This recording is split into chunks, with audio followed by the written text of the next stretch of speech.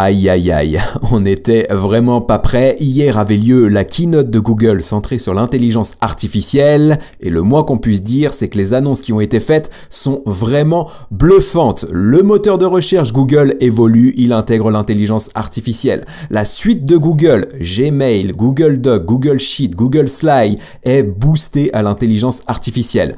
Enfin, Google Bard évolue à vitesse grand V et vient vraiment cette fois concurrencer ChatGPT. On a énormément de choses à voir ensemble dans cette vidéo. Moi, personnellement, je suis convaincu que Google est en train de rattraper son retard sur OpenAI, voire même peut-être de lui passer devant. Vous me direz ce que vous en pensez en commentaire. On arrive sur mon écran, sur le communiqué fait par Google, qui est la synthèse de la keynote qui a eu lieu hier en direct. Je vous mettrai tous les liens, bien entendu, en description. Donc, dans ce communiqué, on retrouve toutes les fonctionnalités clés qui sont soit disponibles aujourd'hui ou qu'ils seront dans les prochaines semaines et on va décrypter tout ça ensemble. Avant de voir les premières nouveautés, j'ai un tweet qui m'a bien fait rire ce matin quand je faisais ma veille, un tweet de Logan GPT qui illustre bien le contexte dans lequel on est. Il nous dit, Logan, que les conversations évoluent et que c'est assez drôle de voir qu'il y a encore quelques heures, finalement, on disait que Google était au fond du trou et que maintenant,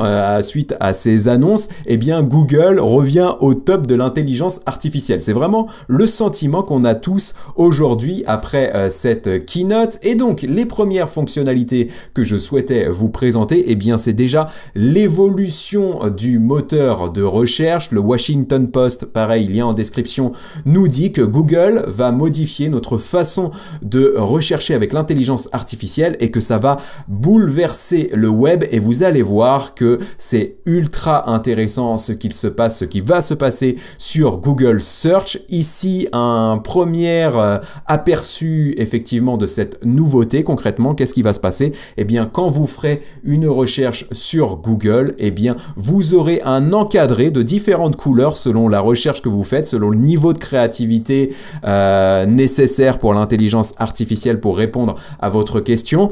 Et donc, en fait, il y a un encadré qui apparaît et qui vous donne une réponse générée par l'intelligence artificielle. Donc ça va avoir des répercussions majeures sur notre manière de naviguer sur Internet. On aura directement la réponse à nos questions dans le moteur de recherche et ça va aussi modifier tout ce qui est référencement, SEO, la manière dont on attire des visiteurs sur notre site Internet. Aujourd'hui, être premier sur Google, ça nous garantit d'avoir des visiteurs dans un certain nombre, un nombre de visiteurs intéressants sur notre site web. Et bien demain, avec ce genre de fonctionnalité, on pourrait perdre vraiment du trafic puisque les réponses seront directement affichées dans le moteur et qu'on n'aura pas besoin de cliquer sur des pages web pour les obtenir. Donc là, on a une question qui est posée sur Google qui est quelle est la planète qui est la plus similaire à la Terre? Et donc, on voit effectivement que l'intelligence artificielle nous répond en nous disant que Mars et Vénus sont les deux planètes du système solaire qui sont le plus proches de la Terre et qu'en dehors, effectivement, il y en a d'autres comme Kepler 452b, etc., etc. On a des images, on a la possibilité, vous le voyez juste en dessous, de continuer effectivement la conversation en cliquant sur des questions additionnelles par rapport à celles qu'on vient de poser. Une autre évolution du coup que j'ai bien aimé et que je vais essayer de diffuser juste ici en coupant le son, eh bien c'est que quand on recherche des produits ici, on recherche une robe pour un mariage et du coup Google finalement va nous dire effectivement dans le contexte dans lequel on est avec voilà pour un mariage en extérieur à Miami, eh bien il faudra préparer une robe qui soit spécifique pour un climat qui soit chaud et humide et donc derrière effectivement il nous donne des clés et il va nous renvoyer vers des produits correspondant aux caractéristiques effectivement qu'il nous propose. Donc ça c'est déjà une évolution vraiment intéressante dans notre navigation et juste ici voilà en termes de potentiel et en termes de fonctionnalité du moteur de recherche, ici on demande à Google de nous proposer de comparer deux lieux possibles pour le lunch pour un grand groupe de personnes et donc vous voyez derrière effectivement que l'intelligence artificielle va nous proposer effectivement des lieux différents, des comparatifs en fonction des informations qu'il peut récupérer sur Internet et tout ça basé sur l'intelligence artificielle. Voilà pour ce qui est de l'évolution du moteur de recherche. Maintenant, on va passer à la suite Google Google et ici notamment à Gmail, puisque l'intelligence artificielle va être intégrée à l'outil d'email proposé par Google, et en fait on va avoir une fonctionnalité qui va nous permettre de rédiger des emails. Donc là vous avez un exemple, hein, on est en train de répondre à un email groupé, et donc ici effectivement l'intelligence artificielle nous fait un petit débrief de ce qui a été dit dans l'échange d'emails et nous propose d'écrire une réponse à notre place et de cliquer sur envoyer. Donc là on va gagner en productivité, clairement on peut gagner aussi peut-être en performance si on est dans des emails de négociation commerciale, des emails de prospection commerciale. Donc ça c'est vraiment une avancée qui est aujourd'hui disponible avec des plugins, notamment Chrome. J'ai fait une vidéo sur le sujet qui s'affiche à l'écran et qui sera en lien dans la description. Il y a des plugins qui nous permettent justement d'avoir une aide à la rédaction d'emails. Et bien demain, ça sera intégré directement à Gmail grâce à Google Bard. L'autre fonctionnalité vraiment intéressante, j'ai trouvé ça assez bluffant, c'est que l'intelligence artificielle arrive dans l'outil de navigation Google Maps pour nous proposer des trajets en 3D. Vous le voyez sur l'écran. Ici, on aura voilà une meilleure visibilité du trajet à suivre pour arriver à destination. Et pour tous ceux qui utilisent des GPS, notamment Waze, vous êtes tous comme moi, je l'espère, parce que sinon, c'est que je suis vraiment pas doué, mais vous êtes déjà planté de route parce que c'était pas clairement affiché avec un affichage tout simple. Et bien là, avec le 3D, on devrait avoir moins cette problématique. Donc je trouve ça vraiment important. Donc on a vu effectivement les évolutions sur Google, on a vu les évolutions sur la suite Google où l'intelligence artificielle va être intégrée à Gmail, à Google Maps, mais aussi à Google Doc, à Google Slides pour nous aider à créer des slides, pour nous aider à créer des documents, pour nous aider à créer et alimenter et gérer des fichiers Excel. Et bien maintenant on va passer au gros morceau de cette keynote, et le gros morceau de l'intelligence artificielle chez Google, c'est bien l'outil Google Bard. Là j'ai fait une vidéo sur la chaîne où je teste Google Bard, j'en reparlerai un tout petit peu plus loin ici, mais vous aurez le lien dans la description pour aller voir ça. Et donc il y a déjà des nouveautés. Ce que nous dit Google, c'est que Bard va devenir plus global. Vous allez voir que plus de pays ont désormais accès à Google Bard. Il va devenir plus visuel et qu'il va s'intégrer dans des écosystèmes complets. Là, vous allez voir que le potentiel va être vraiment énorme. Donc, on va décortiquer tout ça ensemble. La première chose que je souhaitais vous présenter, la première annonce qui a été faite, c'est que nous devrions bientôt avoir accès à Google Bard en France, je l'espère. En tout cas, l'accès à Google Bard est ouvert en anglais dans plus de 180 pays actuellement. J'ai fait le test en France, c'est pas le cas. J'ai une petite astuce pour utiliser Google Bard. Vous verrez qu'on fera des tests juste après, qu'on va tester les nouvelles fonctionnalités ensemble de Google Bard. Mais voilà, pour l'instant, il faut passer par un VPN et un navigateur particulier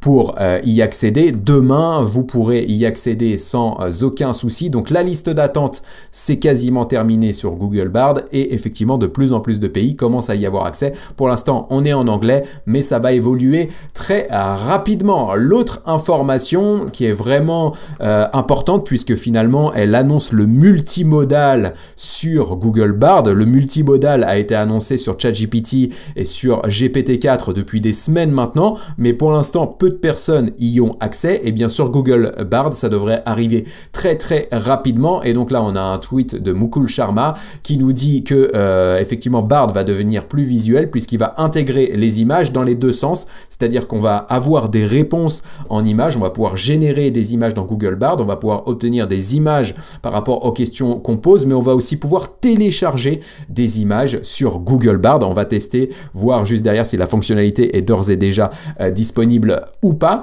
Et donc ça va vraiment révolutionner les choses. Et si OpenAI n'accélère pas sur ce point, eh bien Google pourrait bientôt lui passer devant, puisque c'est une fonctionnalité que vous attendez tous. Je vois des commentaires passer de personnes frustrées de ne pas pouvoir encore faire ça sur ChatGPT ou GPT-4, alors que ça a été annoncé il y a même plusieurs mois maintenant par OpenAI. Eh bien Google accélère sur ce point, et notamment ce que ça donne, un petit exemple ici. c'est qu'on aura la possibilité de télécharger une image, donc par exemple ici un sac vert, et donc vous le voyez, on a écrit un prompt juste en dessous pour demander finalement à l'intelligence artificielle de retravailler le sac. Donc là on est en train de lui dire qu'on aimerait que le sac ne soit pas vert mais qu'il soit plutôt dans un dégradé de bleu, et donc derrière bah voilà, l'image est modifiée et on peut travailler des images de cette manière. Donc ça c'est vraiment assez incroyable, vous me direz ce que vous en pensez en commentaire. L'autre évolution, donc là ça va concerner les développeurs et je vais pas m'étendre sur le sujet, vous me direz les développeurs ce que vous en pensez en commentaire, mais voilà, c'est vraiment sur ce point aussi que veut accélérer Google Bard en proposant plus de langage de programmation et en étant plus efficace dans l'écriture et j'allais dire la fixation, la correction de code que peut ne l'être aujourd'hui GPT-4. Donc Google nous annonce que 20 nouveaux langages de programmation vont être pris en compte par Google et que les performances ont vraiment été améliorées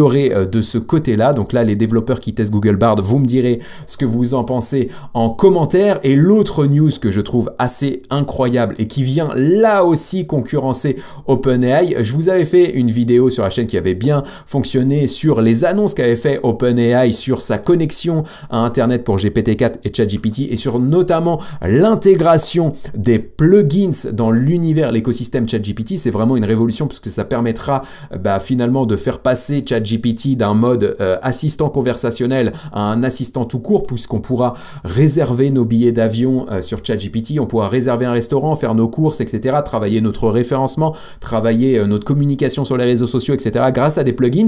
Mais voilà, les plugins aujourd'hui, il n'y a qu'une poignée d'Américains qui ont la chance d'y avoir accès, et c'est tout. Donc là aussi, ça crée de la frustration chez les utilisateurs d'OpenAI, de ChatGPT, puisque ouais, on nous a annoncé ça il y a quelques mois maintenant, mais on ne voit toujours pas la révolution. Eh bien, Google accélère sur ce sujet et vient d'annoncer avec des partenariats ultra forts que les plugins vont arriver dans Google Bard. Et donc là, vous le voyez dans le GIF juste ici, il y a des plugins qui vont arriver vraiment intéressants. Donc on retrouve Instacart comme peut effectivement le proposer aussi ChatGPT, on retrouve la Khan Academy qui se retrouvera aussi sur ChatGPT, OpenTable, voilà, c'est un petit peu des plugins en commun, mais derrière on sort et on voit effectivement des plugins forts qui sont liés à la suite de Google, donc des plugins YouTube, des plugins Gmail, ça va être ultra intéressant et vous allez voir que j'ai des choses à vous montrer là-dessus juste après, un plugin Spotify pour sans doute jouer de la musique, donc là on peut envisager effectivement une discussion avec Google Bard où on lui demande des musiques semblables à des artistes qu'on aime bien, il nous fait des propositions et on lui dit ok, lance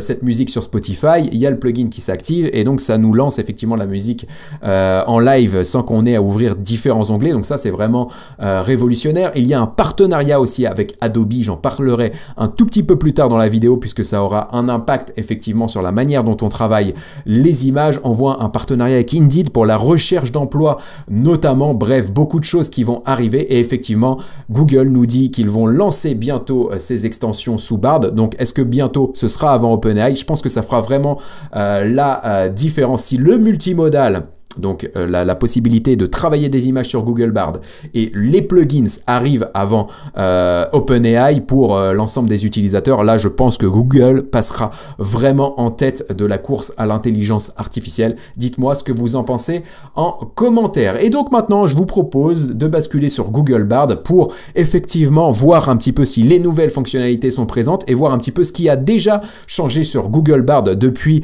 les annonces faites lors de la keynote d'hier. Avant ça, effectivement, je vous en parlais tout à l'heure, la vidéo dans laquelle je teste Google Bard versus ChatGPT, je les compare et comme je vous dis dans le titre, je m'attendais pas à ça puisque j'étais convaincu que Google Bard était à la ramasse par rapport à ChatGPT et en fait, le test, vous le verrez dans la vidéo, eh bien en fait, montre vraiment le contraire et que l'écart n'est pas si important et que Google Bard n'est pas si loin derrière ChatGPT. Et ça, c'était avant les annonces faites hier. Donc, si Google accélère, je pense que vraiment la concurrence, la compétition entre les deux va être assez intéressante. Et donc, on arrive sur Google Bard. Et donc, la première différence, si vous avez déjà utilisé Google Bard, ça vous a forcément frappé aux yeux. Eh bien, la différence que nous avons ici, c'est qu'il y a un mode dark qui a été mis à disposition. Donc, aujourd'hui, on a la possibilité d'utiliser Google Bard dans sa version noire ou alors de passer dans un light modèle que vous connaissez bien puisque c'est celui qui était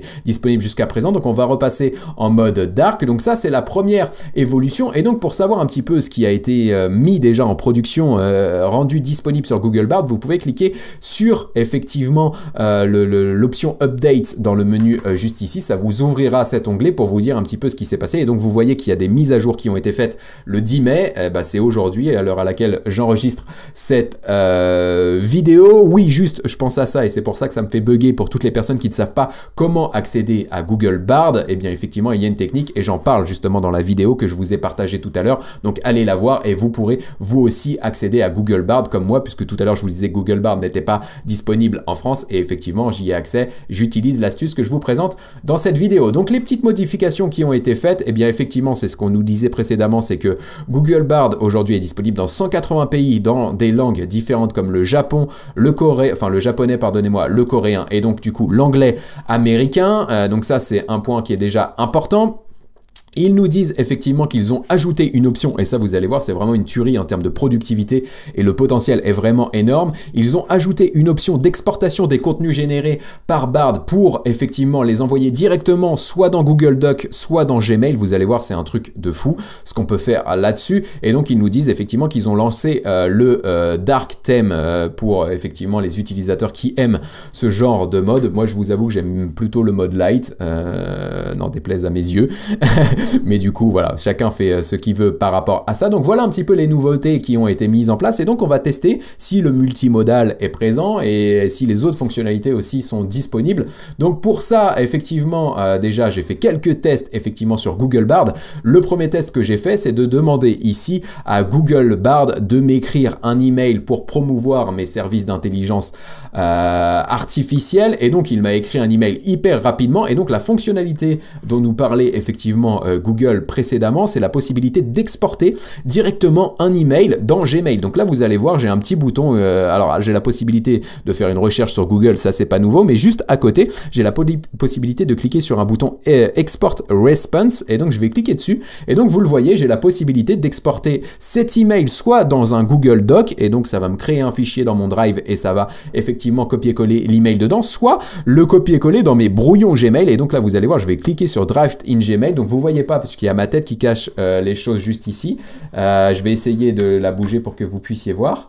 Voilà, donc ici, ça m'a mis un petit encart me disant que l'email avait été créé dans mes brouillons Gmail. Donc ça, c'est vraiment un truc de fou pour gagner du temps. Vous demandez effectivement à Google Bard de rédiger un email. Vous cliquez sur le bouton, vous le retrouvez dans votre brouillon, vous mettez l'adresse email qui va bien, vous cliquez sur envoyer. C'est déjà un truc de fou. En attendant, bien entendu, alors ce qu'on a vu tout à l'heure, à la fonctionnalité Bard qui sera directement intégrée à Gmail et qui là vous permettra de gagner encore un temps plus précieux. Donc voilà pour effectivement le premier test. Le deuxième test que je voulais faire, eh bien, c'est de voir si le multimodal était disponible. Et donc là, naïvement, je lui ai posé la question « Can I send you an image ?» Pardonnez-moi pour cet accent un peu approximatif, puisque Bard n'est disponible aujourd'hui qu'en anglais, en japonais ou en coréen, donc on est obligé de lui parler dans ces langues. Vous avez la possibilité, hein, c'est une astuce que je donne dans, effectivement, dans la vidéo que je vous ai partagée tout à l'heure sur le test de Google Bard, mais vous avez la possibilité de traduire en français avec votre navigateur, et donc du coup, ça traduira effectivement vos prompts et la réponse faite par Google Bard en français. Donc vous pouvez effectivement naviguer de cette manière. Donc là, je lui demande si je peux lui envoyer une image et il me dit pour l'instant, je suis un modèle de langage connu pour l'instant sous le nom d'IA conversationnel, et donc du coup, je ne peux pas travailler avec des images. Je ne peux pas recevoir des images, je ne peux traiter que du texte. Donc c'est pas encore disponible, ça va l'être très rapidement, je pense. Dites-moi en commentaire hein, si vous regardez cette vidéo et que c'est disponible chez vous, dites-le moi en commentaire, ça nous permettra aussi d'avoir l'info. Donc dès que vous l'avez, n'hésitez pas à me le dire et j'en serai informé et je pourrai refaire des tests sur Google Bard. Donc pour la partie image, il faudra attendre un petit peu. L'autre chose qui m'a vraiment marqué, vous le savez si vous suivez régulièrement la chaîne, j'ai une connexion très très mauvaise. J'ai des informations comme quoi Orange pourrait arriver avec la fibre d'ici quelques jours maintenant. Ça fait 4 ans que je l'attends, hein. Ils ont annoncé ça, hein. Je devais l'avoir en 2019, je l'ai toujours pas. Bon bref, ouais, je suis toujours énervé envers Orange et donc dès que je peux tacler dans les vidéos, je le fais. Pardonnez-moi pour ça, ça vous intéresse pas. Mais donc, vous le savez, j'ai une connexion merdique et ce qui m'a vraiment bluffé, c'est la vitesse à laquelle justement répond Google Bard. Donc là, j'ai préparé un prompt dans lequel je demande à Google Bard de me proposer 10 idées de vidéos YouTube autour de l'intelligence artificielle, de nous mettre tout ça dans un tableau avec une colonne 1 avec le nombre de l'idée, le numéro de l'idée, la colonne 2, le nom de l'idée, et la colonne 3, le résumé de la vidéo en question, et vous allez voir, je vais juste cliquer sur Submit, et si c'est comme les tests que j'ai pu faire précédemment, eh bien la réponse va apparaître de manière vraiment instantanée. Donc là, vous allez voir, c'est vraiment un truc de fou, et donc là, c'est en train de charger. C'était pas le cas tout à l'heure, voilà, c'est quand même assez rapide, mais tout à l'heure, j'ai vraiment eu la réponse d'un coup. J'ai été ultra bluffé par rapport à ça, donc je pense que ma connexion joue un rôle là-dedans. C'est ultra rapide, j'ai trouvé ça plus rapide que GPT-4, et j'ai peut-être même trouver ça plus rapide que GPT 3.5, donc c'est un avantage aussi en faveur de Google Bard. Donc là vous le voyez, hein, j'obtiens un tableau donc avec 9 idées au lieu de 10, mais j'ai bien le tableau avec le numéro, l'idée, effectivement la description. Donc là j'aurai juste la possibilité effectivement de faire traduire en français pour avoir les informations dans la langue qui m'intéresse moi, et donc là voilà, ce serait nickel par rapport à ça. Donc là c'est voilà, c'est en cours de traduction, ça prend un peu de temps sur mon ordi parce qu'en plus j'ai ouvert l'autre chose que je voulais vous présenter juste derrière, mais donc ça va traduire. Et donc la possibilité effectivement qu'on a, c'est bien aussi ça sur Google Bard, qu'on n'a pas sur ChatGPT, c'est on a la possibilité, vous le voyez, la traduction est effective maintenant, vous avez la possibilité, en fait vous avez 3 réponses qui vous est faites à chaque fois, donc la première par défaut qui vous est présentée ici, mais vous avez la possibilité de cliquer sur Draft 2, Brouillon 2, Projet 2 en français, ou alors Projet 3, et de voir un petit peu ce qui est proposé ici. Donc Projet 2, voilà, vous voyez qu'il y a des vidéos, donc là il y a même les 10 vidéos, alors que sur le premier il y en a que 9, etc. Donc ça c'est vraiment une option que j'apprécie énormément sur Google Bard. Maintenant, l'autre grosse annonce qui a été faite lors de la keynote Google, eh bien, c'est l'évolution du modèle de langage. Donc Google vient d'annoncer, d'introduire son modèle de langage Palm 2, qui est la version 2 finalement de son modèle de langage Palm. Donc là, je vous mettrai le lien dans la description pour que vous puissiez effectivement voir de quoi ça s'agit. Vraiment, je sais pas si ça se dit ça, de quoi ça s'agit. Là, pareil, vous pourrez me corriger en commentaire. Je sais que vous aimez bien faire ça. Et en plus, moi, ça me génère de l'engagement et donc ça m'aide à rendre la vidéo plus visible. Donc n'hésitez pas à me corriger quand je fais des coquilles d'orthographe comme ça. J'enregistre vraiment les vidéos en spontané, sans aucune préparation, hormis les contenus que je prépare. Mais voilà, il n'y a rien de scripté, donc je suis vraiment authentique là-dessus. Mais parfois, je peux effectivement faire des petites coquilles. Donc n'hésitez pas à me corriger, mais donc vous allez avoir toutes les fonctionnalités du modèle Palm 2 ici dans les détails. Et moi ce que j'ai fait, eh bien tout simplement j'ai demandé à Google Bard de me faire un résumé de la page. Et donc là vous voyez un petit fait intéressant, pareil, petit avantage par rapport à ChatGPT, on a la possibilité effectivement de lui transmettre des URL et du coup lui il va pouvoir nous faire un résumé de tout ça. Donc là ce qu'il nous dit, je vais mettre ça en français pour que ce soit aussi plus confortable pour vous, mais donc j'ai repris effectivement l'adresse du communiqué juste ici, je lui ai transmis, je lui ai demandé de me donner les points clés de cette page, et donc la traduction voilà, est en cours, ça prend un peu de temps, mais là je pense vraiment que c'est lié à ma connexion internet qui n'est vraiment pas bonne. Et donc voilà, voici les points clés de la page web, et donc ce qu'on nous dit c'est que Google a développé un nouveau modèle de langage qui s'appelle Palm 2, que c'est un modèle de langage de pointe avec des capacités de raisonnement et de codage multilingue améliorées, que c'est formé sur un plus fort volume de données et que ça couvre plus de 100 langues, et donc on aura effectivement l'aspect multilingue qui sera bientôt disponible sur Google Bard. On a effectivement derrière des examens linguistiques qui ont été faits, donc voilà, le but effectivement de ce nouveau modèle de langage, ça sera effectivement d'intégrer des nouvelles langues dans Bard, donc là la traduction n'est pas bonne, de mettre à jour la possibilité et les possibilités en termes de code, d'aider les gens à écrire dans Gmail et Google Docs, ça on l'a vu précédemment, et d'aider les gens à travailler sous Google Sheet, on l'a évoqué aussi. Et donc je souhaitais aussi vous introduire, parce que là Google a vraiment fait fort en fait dans ses annonces, c'est qu'ils annoncent une mise à jour de Palm 2 qui pourrait être l'équivalent de GPT-4, mais ils se sont pas arrêtés là, ils ont annoncé travailler sur un autre modèle de langage avec une société avec laquelle ils ont fusionné qui s'appelle DeepMind. J'en ai parlé sur la chaîne, la vidéo s'affiche à l'écran, il sera en lien dans la description. Et donc avec DeepMind, ils sont en train de travailler sur un autre modèle de langage qui pourrait être l'équivalent de GPT-5 qu'ils vont appeler Gemini. Et donc en fait on nous explique que la différence entre Palm 2 et Gemini, j'ai posé la question à Google Bard, donc là ce qu'on nous dit, eh bien c'est que Gemini sera bien plus petit en termes de taille et donc plus rapide et moins coûteux à exploiter puisqu'il sera basé sur 1,37 milliard de paramètres contre 540 milliards de paramètres aujourd'hui. Donc Palm 2 est environ 140 fois plus grand que ne le sera Gemini. Donc là, on fera un bond énorme et vous allez voir d'un point de vue Gemini ce qu'on peut faire derrière et le potentiel qui devrait arriver, c'est assez incroyable. Les données de formation à l'inverse, donc il est plus petit, mais il est entraîné sur 600 milliards de mots contre 1,56 milliard de mots pour Palm 2, donc il sera plus performant effectivement dans la création de contenu, dans les interactions avec l'humain, et donc Gemini peut effectuer diverses tâches, notamment la traduction, le résumé et la réponse aux questions. Palm 2 est capable d'un plus large éventail de tâches aujourd'hui, y compris le codage, l'écriture, etc. Bref, voici les différences, mais voilà, ce que je voulais surtout vous dire ici, c'est que Google ne se contente pas d'annoncer, entre guillemets, son GPT-4, il annonce déjà son GPT-5. Donc, il accélère vraiment très très fort de ce côté-là. Donc, Gemini, effectivement, ça a été présenté dans la keynote que vous avez sous les yeux. Vous aurez bien sûr tous les liens dans la description. Et donc, petit fait intéressant, si je reviens sur le communiqué qui a été fait, finalement, je vais rebasculer quand même sur Palm 2, mais ça annonce bien les évolutions qui vont avoir lieu prochainement. On nous dit en fait dans le communiqué Google que Palm 2 est disponible dans différentes tailles. Donc il y a différentes tailles qui s'appellent Gecko, Otter, Bison et Unicorn juste ici. Et en fait, ce qu'on nous dit ici, c'est que Gecko sera tellement léger qu'on pourra le faire fonctionner sur un smartphone en local et avoir du coup des interactions diverses avec d'autres applications sur notre smartphone, etc. Et c'est en ça que ça va être vraiment révolutionnaire. En fait, pour conclure un petit peu la vidéo, je regarde juste ce que j'avais prévu de vous montrer à la fin. Oui, je reparlerai juste de ça, de la responsabilité dans l'intelligence artificielle, parce que c'est un sujet qui me tient à cœur en fin de vidéo. Mais voilà, là, vraiment, moi, mon sentiment, mon avis par rapport à Google dans sa course à l'intelligence artificielle, et notamment sa compétition avec OpenAI, c'est que effectivement Google a pris un retard monstre, et ça on l'a traité à plusieurs reprises sur la chaîne. Google ne s'attendait pas à ce que ChatGPT arrive si vite, si performant.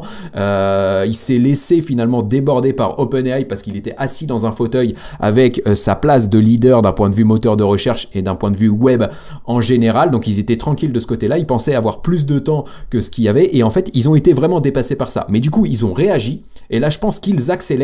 Et en fait, ce qui se passe, c'est qu'ils sont en train effectivement de rattraper leur retard. Peut-être que OpenAI a annoncé des fonctionnalités bien trop tôt par rapport à ce qu'ils étaient capables de rendre disponible, et du coup, ça va frustrer les utilisateurs. Google accélère, donc pourrait peut-être même proposer ces fonctionnalités avant OpenAI, et même si c'est pas le cas, et que Google reste quand même encore à la traîne derrière OpenAI, vous me direz ce que vous en pensez, eh bien je suis convaincu que de par sa position, de par effectivement tout l'écosystème qu'il a construit avec ses applications, avec voilà sa position de leader dans le web, eh bien en fait les applications de l'intelligence artificielle dans notre quotidien seront bien plus intuitives chez Google, et donc je pense que les utilisateurs, si OpenAI ne réagit pas plus vite que ce qu'il ne fait aujourd'hui, et qu'il se dit bon je suis leader, je continue d'avancer, etc. et ça va bien, eh bien, je pense que Google va au moins rattraper son retard, voire même passer devant, ce qui me paraissait vraiment peine perdue il y a encore quelques semaines. Ce sujet de la course à l'intelligence artificielle m'amène à un point qui a été central dans la keynote